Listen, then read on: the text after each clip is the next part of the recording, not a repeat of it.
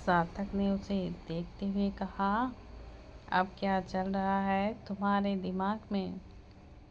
बानी ने उसे देखा और फिर जल्दी से बोली, एक डिनर डेट। गर्व जो उनकी तरफ ही आ रहा था, उनकी बात सुनकर बोला, कैसे डिनर डेट बुआ? इस उम्र में भी आपको डिनर डेट पर जाना है? बानी ने उसे घूर कर देखा और बोली, गर्व के बच्चे, पहली बात तो मैं बुढ़ी नहीं हूँ जो डेट पर नहीं जा सकती हूँ, और दूसरी बात तुम्हारे फूफा जी इतने अनरोमांटिक हैं कि वह मेरे लिए कोई डिनर डेट अरेंज करने भी वाले नहीं हैं। सार्थक ने उसे घूर कर देखा, जैसे कि कहना चाह रहा हो वह अनरोमांटिक है। कौन से एंगल से वह उसे अनरोमांटिक लग रहा है? वह खुद ही तो थी जो उससे दूर दूर भागती थी। लेकिन बानी ने ध्यान ही नहीं दिया। उसने गर्व को देखते हुए कहा, अब जब तुम आ ही गए हो तो सुनते जाओ। क्या सुनना है बुआ जी? गर्व ने कहा। बानी ने उसे देखा और बोली, अध्याय और निष्ठा के लिए डिनर डेट अरेंज करो। एक काम करो, फार्म हाउस बेस्ट रहेगा उनके लिए। उन दोनों को थोड़ी देर के लिए अकेला ही छोड़ देते हैं। घर परिवार के बीच में रहेंगे तो वही सारी बातें उनके दिमाग में बस घूमती ही रहेंगी।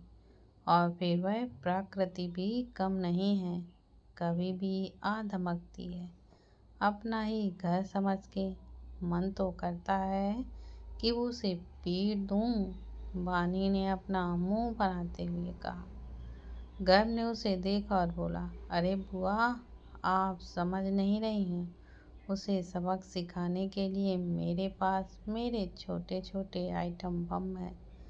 सार्थक और बानी दोनों उसे देखने लगे तो वो बोला, अर्थ और आयात दोनों बच्चे हैं, कुछ कर भी देंगे तो सबको तो यही लगेगा बचपने में भी कर दिया तो क्या हो गया। और प्रकृति भी कुछ कर नहीं पाएगी। उसने कुछ करने की सोची भी तो हम सब तो होंगे ही बच्चों के लिए।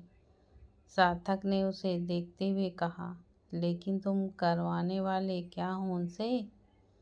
वह आप देखते जाओ फूफा जी, उस प्रकृति की प्रवृत्ति ना बिगाड़ दी और उसे उसकी नानी ना याद दिला दी तो मेरा नाम भी गर्व राणा नहीं, मेरे नाम में ही प्राउड है।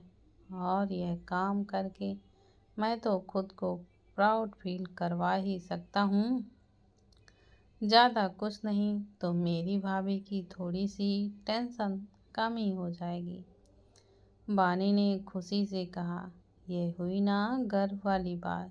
चलो ठीक है, तुम अपना प्लान एग्जीक्यूट करो, लेकिन हाँ, मेरी बात पर गौर करना।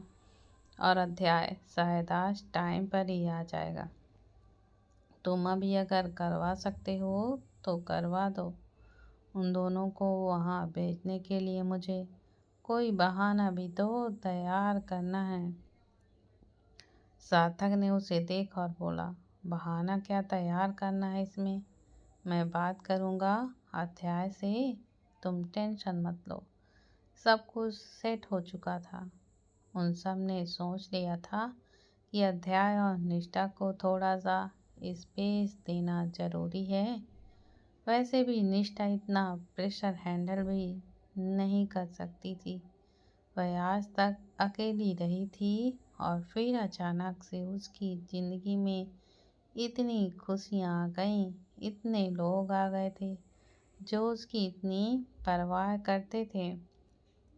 लेकिन अब फिर से प्रकृति के लौट आने पर उसे लग रहा था कि यह सब कुछ उससे छिन जाने वाला है और सबसे पहले उसकी यही इनसिक्योरिटी दूर करना जरूरी था। इधर मिहिर का ऑफिस, हीर उसके लिए अपने हाथों से बनाई गई स्पेशल खीर लेकर पहुंची। वह एंट्रेंस से नहीं गई, वह पार्किंग में मौजूद मिहिर के पर्सनल लिफ्ट से उसके केबिन तक गई। वह नहीं चाहती थी कि कोई उसे साड़ी, मंगलसूत्र और सिंदूर के साथ देखे और फिर एक साथ कई सारे सवाल ही पूछ डाले। अभी वह उन सब सवालों का जवाब बिल्कुल भी नहीं देना चाहती थी। अभी उसके लिए उसका बदला ज़्यादा इम्पोर्टेंट था। जैसे ही लिफ्ट ओपन हुई, वह बाहर निकली। उसने मिहिर को देखा, जो कि बड़े आराम से अपने काम में डूबा हुआ था। उसने गला साफ करते हुए उसे पुकारा, मिस्टर शेखावत। मिहिर ने सुना तो खुद से कहा, यह मुझे उसकी आवाज़ क्यों सुनाई दे रही है? उसे अवॉइड करने के चक्कर में क्या मेरे कान ही बजने लगे हैं? मिहिर ने जब यह सुना कि वह जानबूझकर उसे अवॉइड कर रहा है, तो वह घूर कर उसे देखने लगी। उसने अपने दांतों को पीसते हुए कहा, पीछे मुड़कर देखो, यहीं पर खड़ी हूँ मैं। मिहिर जल्दी से पलटा, वह सच में वहीं थी। मिहिर हड़बड़ा गया। उसने इधर उधर देखते हुए कहा, तुम यहाँ पर क्या कर रही हो? मिहिर ने जबरदस्ती की स्माइल अपने होठों पर चिपकाई और उसे देख उसके आगे खाने का डिब्बा करते हुए बोली, इसके लिए आई हूँ। माँ परेशान हो रही थी, नाश्ता नहीं करके आए ना आप, इसलिए। मिहिर जल्दी से कहा, ना वह लेट हो रहा था इसलिए।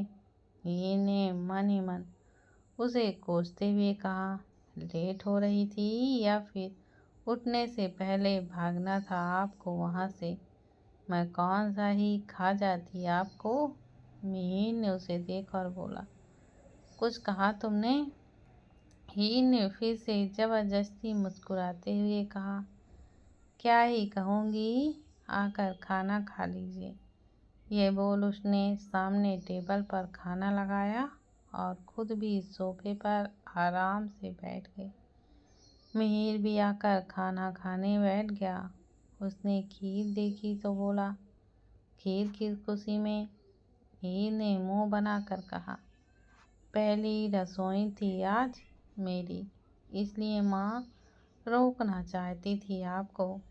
मिहिर को अपना सवाल ही गलत लगने लगा था। उसने अब चुप रहना ही बेहतर समझा और चुपचाप से खाना खाने लगा। उसने जैसे ही खीर का पहला निवाला खाया, उसकी आंखें हैरानी से एकदम बड़ी हो गईं और सांस अटक गई। हीर की आंखों में एक शैतानी चमक थी। जाहिर था कि उसने कुछ गड़बड़ की थी। मिहिर ने जैसे तैसे उस निवाले को निगला और खांसने लगा। हीर ने पानी का गिलास उसकी तरफ बढ़ाया। उसने जल्दी से पानी पिया और उसे देख बोला, इसमें शक्कर की जगह नमक डाला है तुमने? सिर्फ आपके लिए? माँ के लिए तो मैंने टेस्टी बनाई थी। यह आपके लिए स्पेशल खीर बनाई है, खाइए अब। हीर ने उसे घूरते हुए कहा। मिहिर ने चम्मच नीचे रखते हुए उसे देखा और बोला, और ये किस बात की सजा या फिर बदला है? सुबह मुझे अकेला बिस्तर पर सोते हुए छोड़ने का, मुझे जगाया भी नहीं और आप ही चले आए। बात नहीं करनी मुझे आपसे, वो कुछ रूठते हुए बोली। मिहिर उसे ही देखता रह गया। यह लड़की उस पर ना कुछ ज़्यादा ही हक जता रही थी या फिर वह शायद उसे सारे हक दे रही थी। उसने वापस से चम्मच उठाई और चुपचाप नमक वाली खीर खाने लगा। हीर ने कनखियों से उसे देखा। वह सच में बिना किसी शिकायत के खीर खा रहा था। उसने जल्दी से खीर खत्म की और पानी पिया। हीर ने उसे हैरानी से देखते हुए कहा, आपने पूरी खीर खा ली? तुम्ही ने तो कहा मेरी सजा है। अब सजा मिली है तो पूरी तो करनी ही पड़ेगी ना।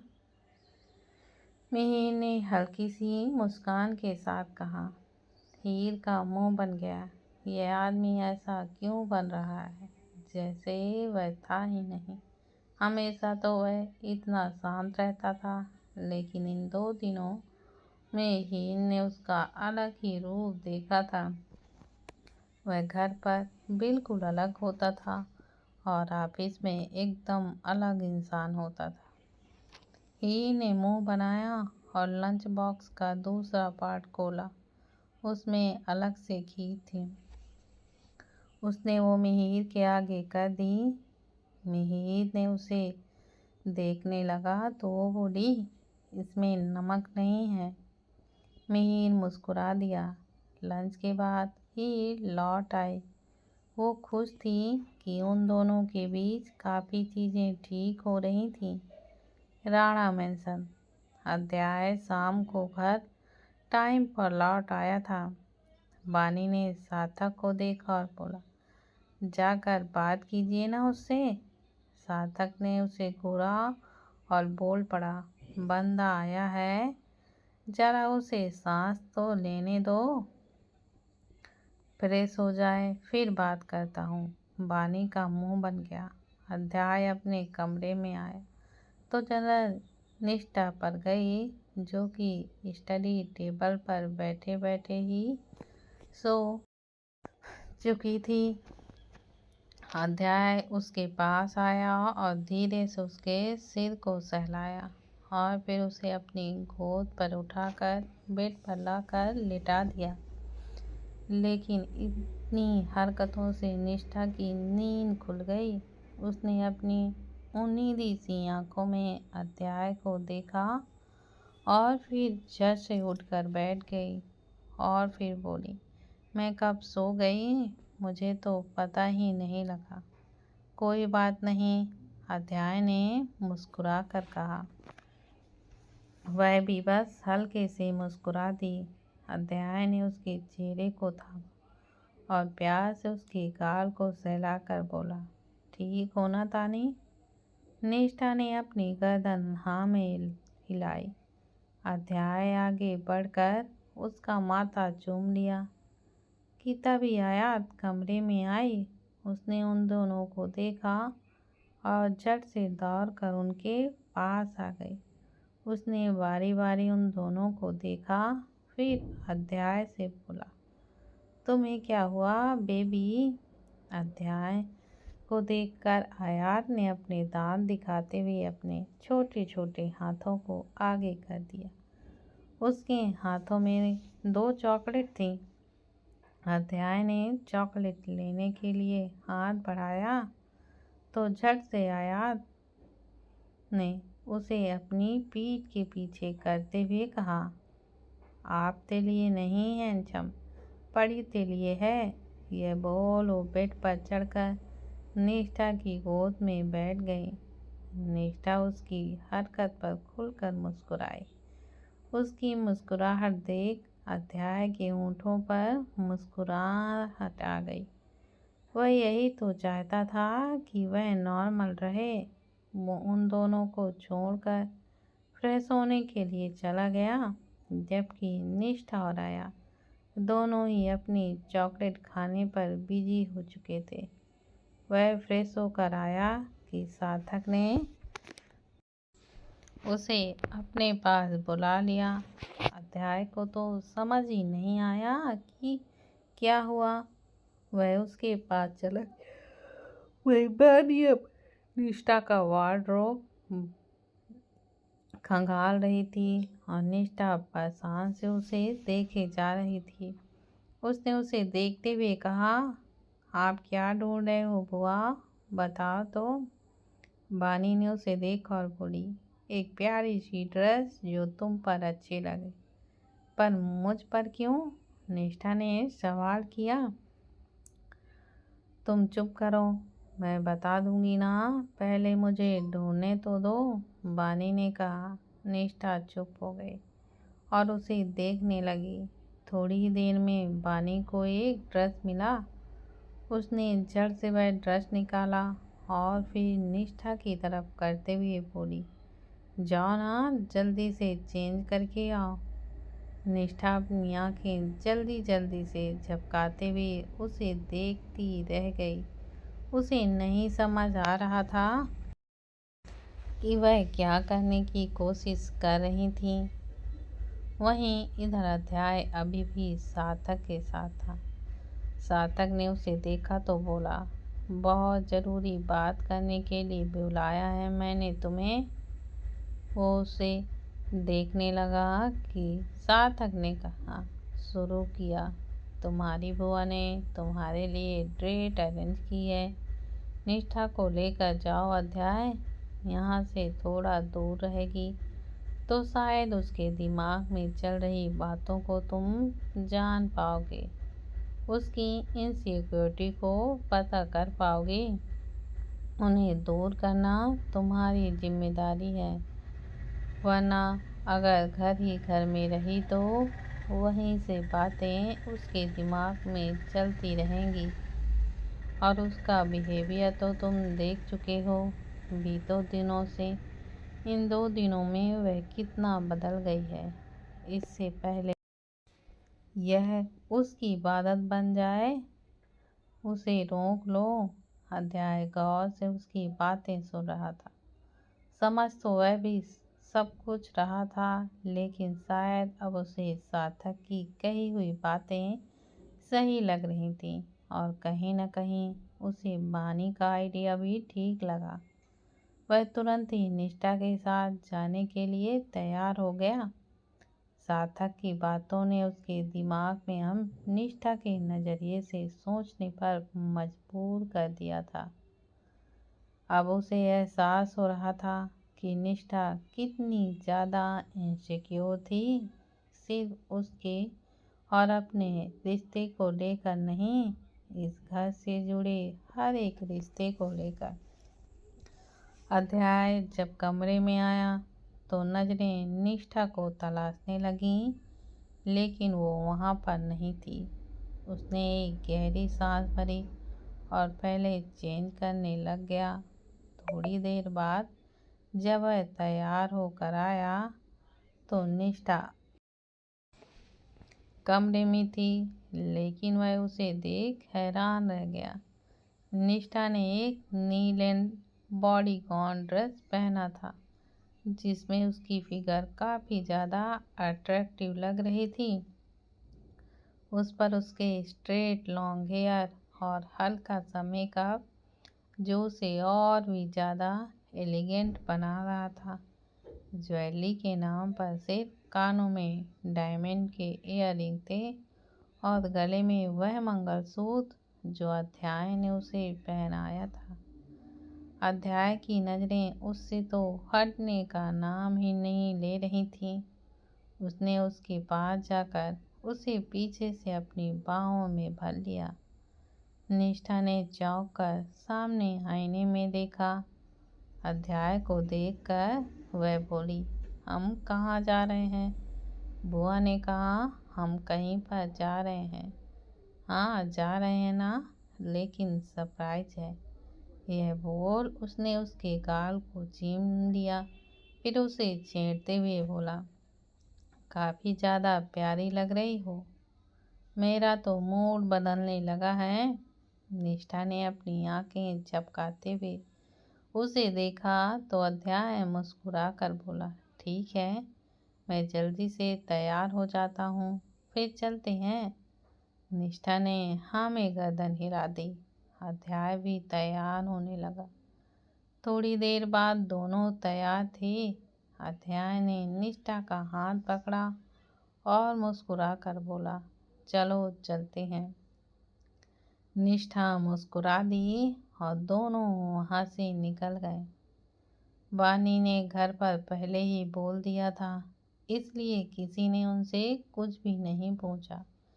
वह सब भी यही चाहते थे कि जो भी हो बस निष्ठा खुश रहे। दोनों गाड़ी में आकर बैठे और अध्याय गाड़ी आगे बढ़ा दी। अध्याय ने उसे देखते हुए कहा, वैसे ये ड्रेस किसने सेलेक्ट की? बुआ ने। उन्होंने ना तो पूरा वार्डरोब फैला दिया सिर्फ इस एक ड्रेस के लिए, और उन्होंने मुझे बताया भी नहीं। जब कि हम जा कहाँ रहे हैं, निष्ठा ने बताया। पता लग जाएगा, उस बात पर इतना ध्यान मत दो। मंजिल तक तो पहुंचना ही है, सफर को एंजॉय करते हैं। यह बोल अध्याय ने उसका हाथ पकड़ा और उसे चूम लिया। निष्ठा के होठों पर मुस्कुराहट आ गई।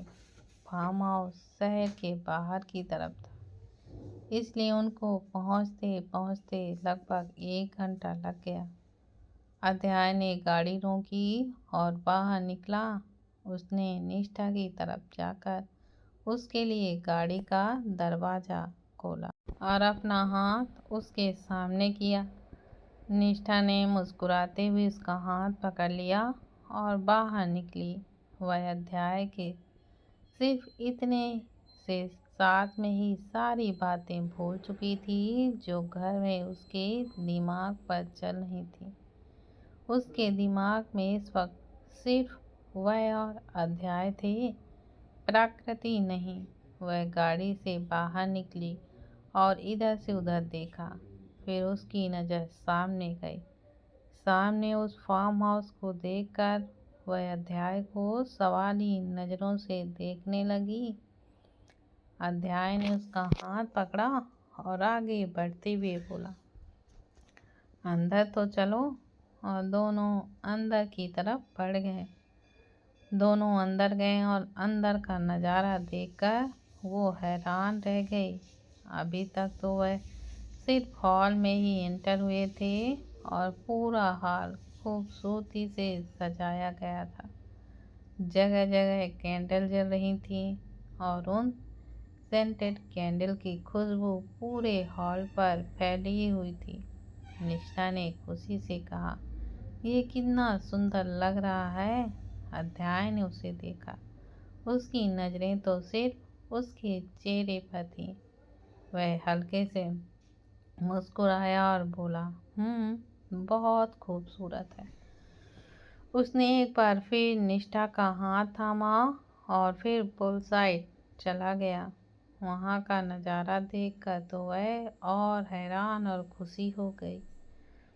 पुल साइड एरिया को काफ़ी अच्छे से डेकोरेट किया था।